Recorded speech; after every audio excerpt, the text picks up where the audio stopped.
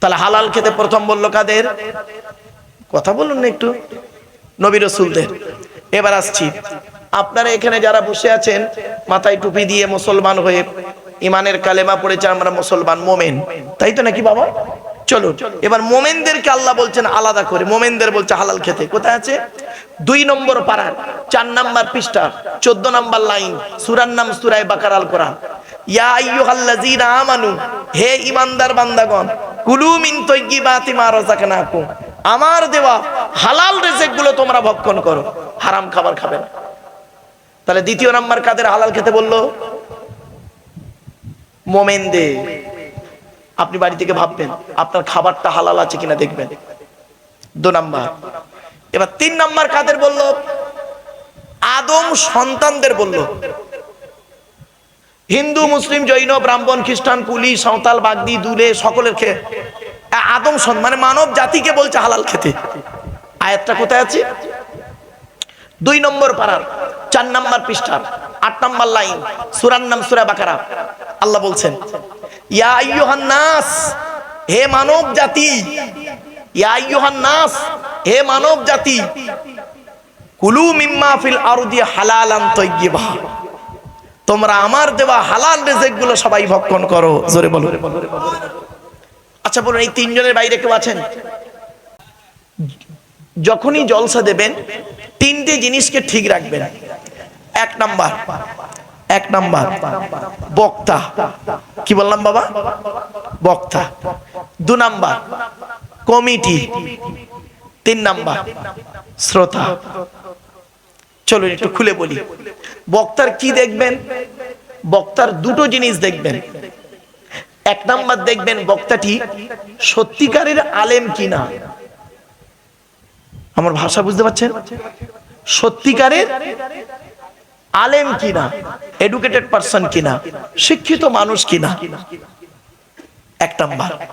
শুধু ডিগ্রি থাকলে হবে না, বক্তাটি আমল আছে কিনা, বক্তাটি 5 ওয়াক্ত নামাজ পড়ে কিনা, বক্তাটি রমজান মাসে রোজা রাখে কিনা, বক্তাটি ওর স্ত্রীর হক আদায় করে কিনা, বক্তাটি তার ভাই বোনের সঙ্গে সুসম্পর্ক রাখে কিনা, বক্তাটি তার পিতামাতার হক আদায় করে কিনা, বক্তাটির রমজান মাসে রোজা রাখে কিনা, বক্তাটির চরিত্রটা ঠিক আছে কিনা। কেন বললাম জানেন? শুনে নিন। আল্লাহর নবী বলেছেন, আমাকে ভুল বুঝবেন না, আল্লাহর নবী বলেছেন কুন আলিমান, হাক্কানি আলেম হও। কুন আলিমান, হাক্কানি আলেম হও।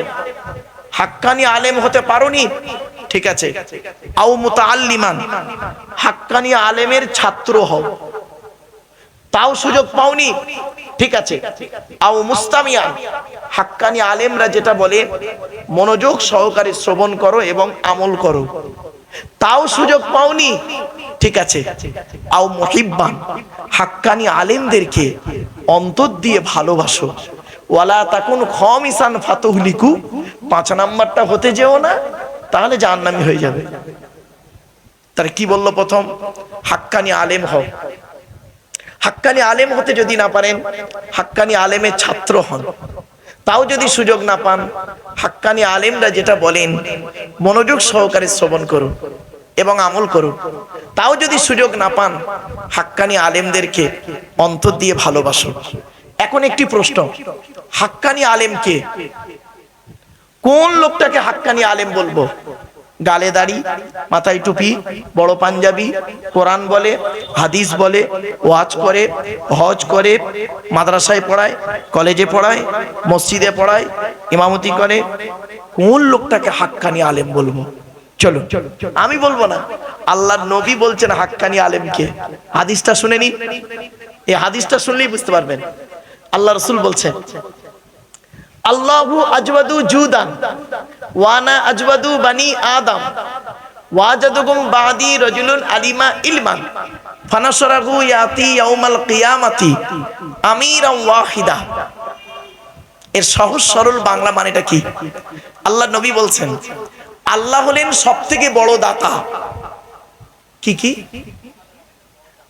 আল্লাহ হলেন সবথেকে বড় দাতা। আল্লাহর পরে এই পৃথিবীতে সবথেকে বড় দানশীল ব্যক্তি হলাম আমি, মুহাম্মদ সাল্লাল্লাহু আলাইহি সাল্লাম।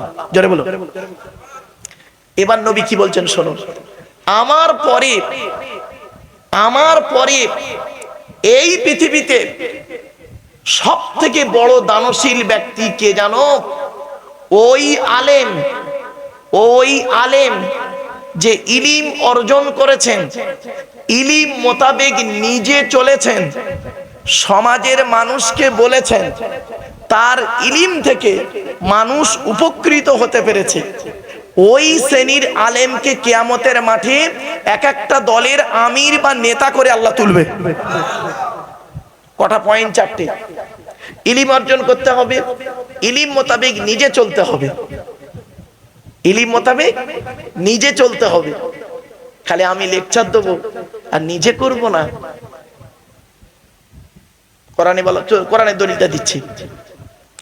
28 নম্বর পারার 10 নম্বর পৃষ্ঠা 12 নম্বর লাইন, সূরার নাম সূরা সফের 2 নম্বর আয়াত। আল্লাহ বলছেন, ইয়া আইয়ুহাল্লাযীনা আমানু, হে ঈমানদার বান্দাগণ, লিমা তাকুলুনা মা লা তাফআলুন, ওগুলি তোমরা কেন বলো যেগুলি তোমরা নিজেরা করো না। কাবুরা মাকতান ইনদাল্লাহ, আল্লাহর কাছে অপছন্দের জিনিস ওই সমস্ত। আনতাকুলু, তোমরা লোককে বলে বলে বেড়াও, মা লা তাফআলুন, নিজেরা ওটা করো না। দেখলেন? এখন ধরুন আমি আপনাদের শুধু ওয়াজ শোনাবো আর আমার স্ত্রী বেনামাজি হবে না। কোরআন বলছে, ইয়া আইয়ুহাল্লাযীনা আমানু কু আনফুসাকুম ওয়া আহলিকুম নার। 28 নম্বর পারার 19 নম্বর পৃষ্ঠা 12 নম্বর লাইন, সূরার নাম সূরা তাহরিমের 6 নম্বর আয়াত। হে ঈমানদার বান্দাগণ, তোমরা আগে নিজে জাহান্নামের আগুন থেকে বাঁচো, তোমার স্ত্রী ছেলে মেয়েকে জাহান্নামের আগুন থেকে বাঁচাও। তাহলে বোঝা গেল কি ওয়াজ করা কি কঠিন, এবার বুঝতে পারছেন? আরেকটা দলিল দিচ্ছি।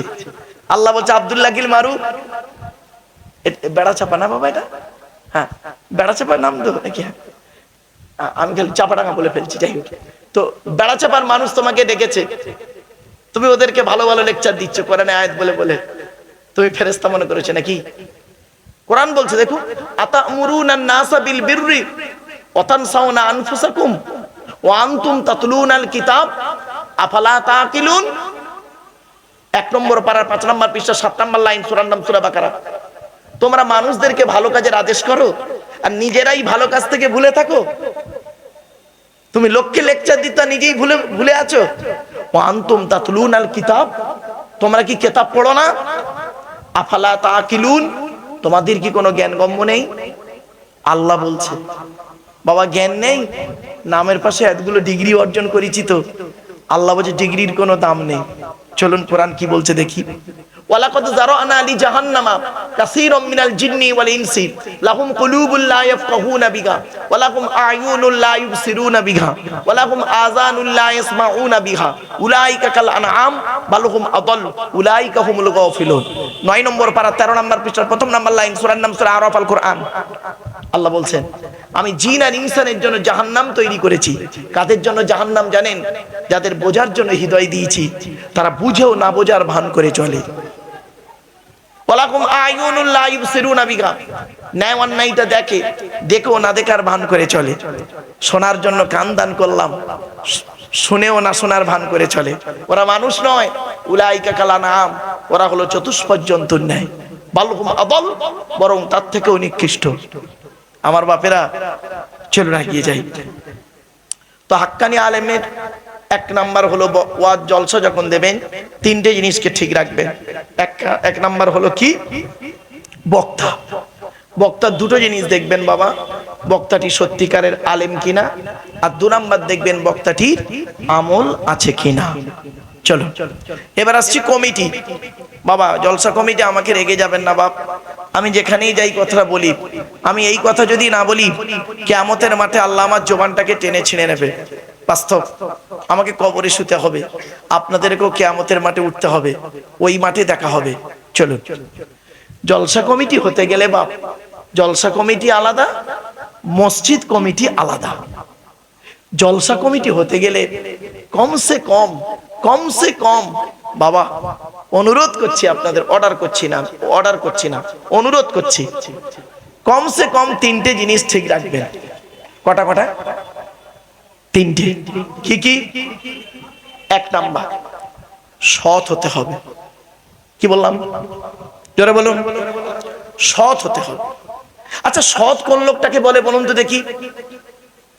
আমাদের ধারণা সৎ হলো ওই লোকটা যার গালে দাড়ি, মাথায় টুপি, 5 ওয়াক্ত নামাজ পড়ে, মাঝে মাঝে হজ করে আসে, এই হজ করে এসছে, ওমরা করে এসছে, ওই লোকটা সৎ না। নবীজি বলছেন সৎকে, বুখারীর হাদিস, আমার কথা নয়। নবীজি একদিন সাহাবীদেরকে বলছেন, তোমরা আমাকে দুটো জিনিসের গ্যারান্টি দেবে। নবীজি বলছেন সাহাবীদের, তোমরা আমাকে দুটো জিনিসের গ্যারান্টি দেবে। পেছন থেকে একজন সাহাবী বললেন, হে নবী, আমরা যদি আপনাকে দুটো জিনিসের গ্যারান্টি দিই, বিনিময়ে আপনি আমাদের কিছুর গ্যারান্টি দেবেন? নবীজি বললেন, হ্যাঁ হ্যাঁ, তোমরা যদি আমাকে দুটো জিনিসের গ্যারান্টি দাও, আমি মুহাম্মদ সাল্লাল্লাহু আলাইহি ওয়াসাল্লাম তোমাদের জান্নাতের গ্যারান্টি দিয়ে দেব। সাহাবীরা বললেন, বলুন বলুন কি গ্যারান্টি চান বলুন। অনেক তো জীবনে দিয়েছি, বলুন দুটো জিনিস কি। শুনলে চমকে যাবে। নবীজি বললেন, এক নাম্বার হলো দুই ঠোঁটের মাঝখানে এই জিভের গ্যারান্টি দাও। দুই ঠোঁটের মাঝখানে এই জিভের গ্যারান্টি দাও। হারাম খাবার খাওয়া থেকে জিভটাকে ঠিক করো, বাজে ভাষা বলা থেকে জিভটাকে ঠিক করো, পরনিন্দা পরচর্চা করা থেকে জিভটাকে ঠিক করো। এক নাম্বার, দুই ঠোঁটের মাঝখানে জিভের গ্যারান্টি দাও। আর দু নাম্বার, দুই রানের বীজখানে, দুই রানের বীজখানে লজ্জাস্থানের গ্যারান্টি দাও। দুই ঠোঁটের মাঝখানে, দুই রানের বীজখানে, এই দুটো জিনিসের গ্যারান্টি তোমরা আমাকে দাও, আমি মুহাম্মদ সাল্লাল্লাহু আলাইহি ওয়াসাল্লাম তোমাদের জান্নাতের গ্যারান্টি দিয়ে দেবো। যান বাড়ি চলে যান। এবার গিয়ে দেখবেন, হয় ভদ্রলোকের নিচে খারাপ, নয় ভদ্রলোকের উপর খারাপ। ঠিক না বে ঠিক? যার দুটোই খারাপ ও জাহান্নামী, দুটোই যার খারাপ। আর যার দুটো ভালো, একজন টোটোলা হলো জান্নাতি। জোরে বলুন। এই জন্যই নবী বলেছিলেন, the messenger of Allah, peace be upon him, said, the best among you those with good manner। নবী বলেন, তোমাদের মধ্যে উত্তম ব্যক্তি ওই লোকটা যার ক্যারেক্টার, চরিত্র ভালো, ওই লোকটাই হলো উত্তম ব্যক্তি। একজন উকিল, ব্যারিস্টার, মাস্টার, ডাক্তার, মোল্লা, মরি সাহেব, পীর সাহেব, দরবেশ সাহেব, আমির সাহেব, মুফতি সাহেবের যদি চরিত্র খারাপ হয়, আর একজন টোটোওয়ালার চরিত্র যদি ভালো হয়, ওই টোটোওয়ালাটাই হলো আল্লাহর কাছে প্রিয় ব্যক্তি। Many loss is something loss, health loss is nothing loss, but character loss is everything loss। মানুষের যদি টাকা চলে যায়, ইনকাম করলে টাকাটা আবার ফিরে আসবে। মানুষের যদি শরীর চলে যায়, ভালো মন্দ খেলে শরীরটাও ফিরে আসবে। কিন্তু বন্ধু, মানুষের যদি চরিত্র চলে যায়, চরিত্র কিন্তু আর ফিরে আসবে না। তাই নবী বলেছিলেন, দুই ঠোঁটের মাঝখানে, দুই রানের বীজখানে। বাড়ি থেকে ভাববেন। চলো, দু নাম্বার হলো বাবা, জলসা কমিটি হতে গেলে হালাল খাবার খেতে হবে। হালাল খাবার খাও। আচ্ছা, শুধু কি জলসা কমিটি হালাল খাবে আর বাকি সব হারাম খাবে? না, কোরআনে আল্লাহ 3 শ্রেণীর লোককে হালাল খেতে বলেছে। কয় শ্রেণীর লোক? কয় শ্রেণী? 3 শ্রেণীর লোককে আল্লাহ পাক হালাল খেতে বলেছে। দেখুন তো, এই 3 শ্রেণীর বাইরে কেউ আছে কিনা? 3 শ্রেণীর বাইরে কে কে আছে বলুন তো দেখি। এক নাম্বার, নবীদেরকে আল্লাহ পাক হালাল খেতে বলেছেন। সর্বপ্রথম নবী রাসূলদেরকে আল্লাহ বলেছেন হালাল খাও। আয়াতটা কই? আয়াত দিয়ে দিচ্ছি। 18 নম্বর পারার 4 নাম্বার পৃষ্ঠা 9 নাম্বার লাইন, সূরার নাম সূরা মুমিনুন। আল্লাহ বলছেন, ইয়া আইয়ুহার রাসূল কুলু মিনাত তাইয়্যিবাতি ওয়া'মালু সলিহা। হে রাসূলগণ, একটা রাসূল নয়, হে রাসূলগণ, আপনারা হালাল খাবার খান। আল্লাহ বলছেন, হে রাসূলগণ, আপনারা হালাল খাবার খান। ওয়া'মালু সলিহা, পৃথিবীতে যতদিন বাঁচবেন ভালো ভালো কাজগুলো করে যাবেন।